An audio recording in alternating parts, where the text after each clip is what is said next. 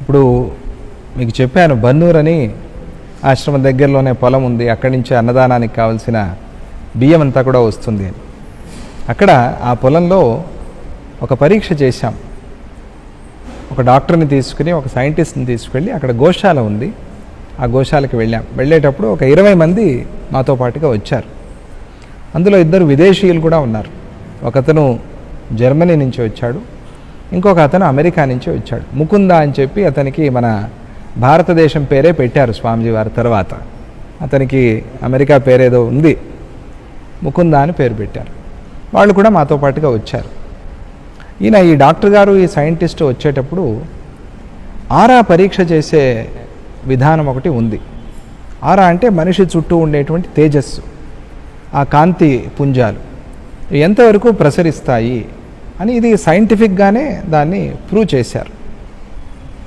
ఏదో ఈ కాలంలో తెలియక ఏదో చేస్తున్నారు అనేటువంటి లాంటిది కాదది. దాన్ని తీసుకుని వెళ్ళాము అక్కడికి, బన్నూరుకి. వెళ్తే అందరికీ వాళ్ళు 20 మందికి పరీక్ష చేశారు, ఎవరెవరికి ఎంతెంత చుట్టూ కాంతి పుంజాలు ఉన్నాయి అని. కొందరికి ఒక 10 అడుగులు, కొందరికి 15 అడుగులు, ఇట్లా అంతవరకే. అయితే 50 కన్నా ఎక్కువ రాలేదు ఎవరికి కూడా. సరే, నేను కూర్చుని చూస్తున్నాను వీళ్ళు ఏం చేస్తారో చూద్దామని చెప్పి. వీళ్ళందరికీ పరీక్ష చేశారు. అందరినీ గో ప్రదక్షిణ చేయమన్నారు. గో మంచి మన దేశీ గోవు అక్కడ చాలా ఉన్నాయి. ఒక మంచి గోవుని అక్కడ ఆ గోశాలలో ఉంచి గోవుకి ప్రదక్షిణ చేయమన్నారు. చేసిన తర్వాత ఒక్కొక్కళ్ళకి సుమారుగా 100-150 అడుగుల వరకు కాంతిపుంజం పెరిగింది, ఆరా పెరిగింది. దాన్ని ప్రత్యక్షంగా చూసి రికార్డు కూడా చేశారు. తర్వాత ఇతని ఫారినర్ వచ్చాడు, ముకుంద అనే అతను కూడా తన అనుభవాన్ని బాగా చెప్తాడు. ఆ రోజు జరిగింది. అతనికి పరీక్ష చేస్తే ఒక 3 అడుగుల వరకు కూడా ఆరా రాల. అతను అయ్యో నాకేమీ ఆరానే లేదా అని కొంచెం బాధపడ్డాడు. సరే, నువ్వు కూడా ప్రదక్షిణ చేయను ఆయన. అతనితో 9 ప్రదక్షిణలు చేయించి తరువాత పరీక్ష చేస్తే 150 అడుగుల వరకు ఆరా వచ్చింది అతనికి. ఇది రికార్డ్ అయింది. ఆ వీడియో రికార్డ్ కూడా చేశారు. తర్వాత తన అనుభవాన్ని కూడా రికార్డ్ చేశారు. ఇది ప్రత్యక్షంగా నేను చూశాను.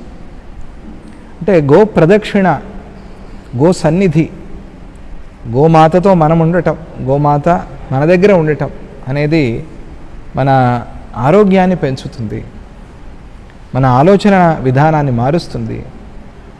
చాలా ముఖ్యమైనది అది అనేది ఆ రోజు రుజువైంది.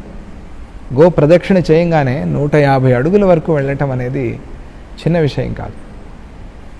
తర్వాత స్వామీజీ మిమ్మల్ని కూడా పరీక్ష చేయాలి అన్నారు. సరే, చేయండి. ప్రారంభంలోనే ఎక్కువగా వచ్చింది. కొద్దిగా అనుష్ఠానం చేసేవాళ్ళు, జపం చేసేవాళ్ళకి ఎక్కువగానే ఉంటుంది.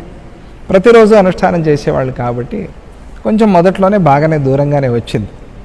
తర్వాత ప్రదక్షిణ, నేను కూడా ప్రదక్షిణ చేస్తానని 3 ప్రదక్షిణలు, అది అలా వెళ్ళి కాలువ కూడా దాటి వెళ్ళిపోయింది.